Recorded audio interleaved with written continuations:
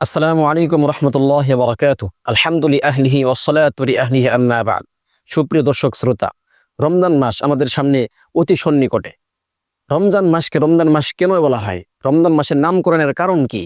আর এই রমজানের ইতিহাসই বা কি? আমরা সংক্ষিপ্ত করে আজকে জানব। রমজান এই শব্দটি হচ্ছে আরবিতে রমাদান। রমাদান মাসকে রমাদান কেন বলা হয়? রমাদান শব্দটি এসেছে আরবি রমজুন মূল ধাতু থেকে, যার অর্থ হচ্ছে ভস্য করে দেওয়া, জ্বালিয়ে দেওয়া, পুড়িয়ে দেওয়া। যেহেতু রমজান মাসের মধ্যে বান্দা এমন সব আমল করে থাকে, সে রোজা রাখে এবং এমন গুরুত্বপূর্ণ আমল করে থাকে, যে আমলগুলোর বদৌলতে আল্লাহ পাক রব্বুল আলামিন বান্দার সমস্ত গুনাহ ক্ষমা করে দেন, সমস্ত গুনাহ জ্বালিয়ে দেন।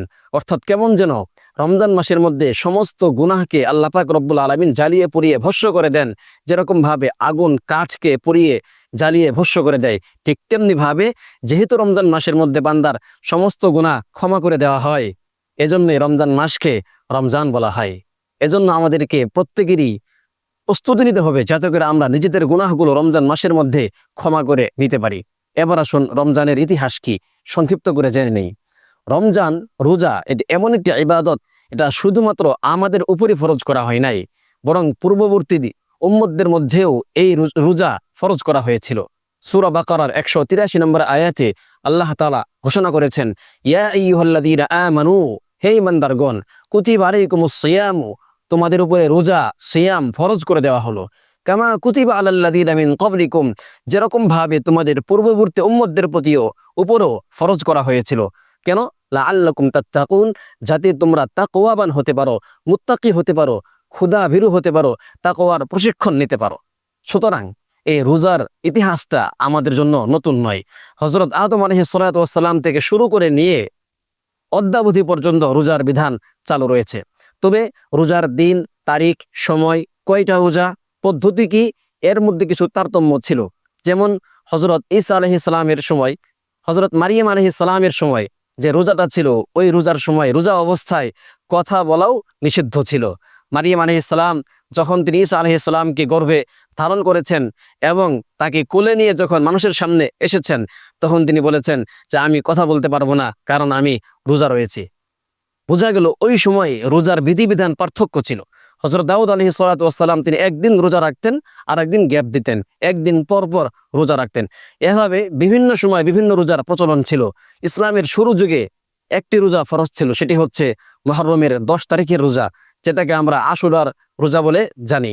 বনী ইসরাঈলরা তারা এই রোজাটি নিয়মিত তারা রাখতো, কারণ এই 10 মুহররম ওই দিনেই ফেরাউনের হাত থেকে হযরত মূসা আলাইহিস সালাম পরিত্রাণ পেয়েছিলেন, নাজাত পেয়েছিলেন। ফেরাউনকে সাগরে ডুবিয়ে আল্লাহ তাআলা তাকে মেরেছিলেন। সুতরাং এই রোজার বিধানটি নতুন নয়, অনেক পুরাতন। আমাদের উম্মতের মধ্যে, অর্থাৎ উম্মতে মুহাম্মদের মধ্যে আল্লাহ তাআলা রোজার বিধান চালু করে দিয়েছেন 2য় হিজরিতে, এ রমজান মাসের রোজা। এর আগে আমাদের জন্য মুহররমের 10 তারিখের রোজা ফরজ করা হয়েছিল, ফরজ ছিল।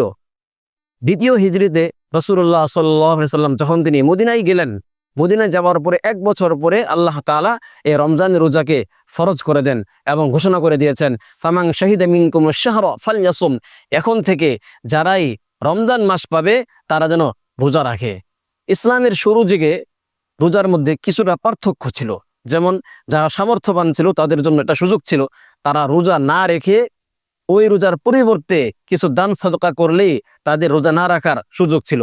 ইরশাদ হয়েছে, ও আলাল্লাযীনা ইউতীকুনাহু ফিদিয়াতুন তুআমু মিসকিন, যারা রোজা রাখতে যাদের সামর্থ্য রয়েছে তারা চাইলে রোজা না রেখে একজন অসহায়কে খাবার দিবে, ফিদিয়া দিবে। অর্থাৎ একজন মিসকিন অসহায় ব্যক্তি, একজন মানুষের জন্য সারাদিনের জন্য যে পরিমাণ খাবারের প্রয়োজন হয়, 15-2 কেজি গম অথবা আটা, এরকম একটা মূল্য অথবা এই পরিমাণ খাবার সে দান করে দিবে। তো সামর্থ্যবান ব্যক্তিদের জন্য ইসলামের শুরু যুগে সে রোজা না রাখার পরিবর্তে কিছু টাকা দান করে দিলেই, কিছু খাবার দান করে দিলেই সে মুক্তি পেয়ে যেত, তার জন্য রোজা রাখা আবশ্যক ছিল না। কিন্তু পরবর্তীতে এই বিধানটা আল্লাহ তাআলা রহিত করে দেন এবং স্পষ্ট করে ঘোষণা করেছেন, এখন থেকে যেই ব্যক্তি রমজান মাস পাবে, ফামান শাহিদা মিনকুমুশ শাহরা ফালইয়াসুম, সে যেন অবশ্যই রোজা রাখে। তখন থেকেই আমাদের জন্য রোজা রাখা ফরজ হয়ে যায় এবং আমাদের উপর আবশ্যক হিসেবে আল্লাহ তাআলা এই বিধানটি দান করেন। এখন থেকে কারো জন্যই উযর ছাড়া রোজা রাখলে ক্ষতি হবে, এইরকম উযর ছাড়া কারো জন্যেই রোজা রাখা, রোজা ছেড়ে দেওয়া জায়েজ নাই। সকলের জন্য কর্তব্য হচ্ছে রোজা রাখা। আল্লাহ তাআলা আমাদের প্রত্যেককেই সামনে এই রমজান মাসটা পরিপূর্ণভাবে সিয়াম সাধনা করে জান্নাত লাভ করা তৌফিক দান করুক। প্রত্যেকে যাতে করে আমরা তাকওয়াবান মুত্তাকি হতে পারি, আল্লাহ আমাদের প্রত্যেককে কবুল করুন, আমিন।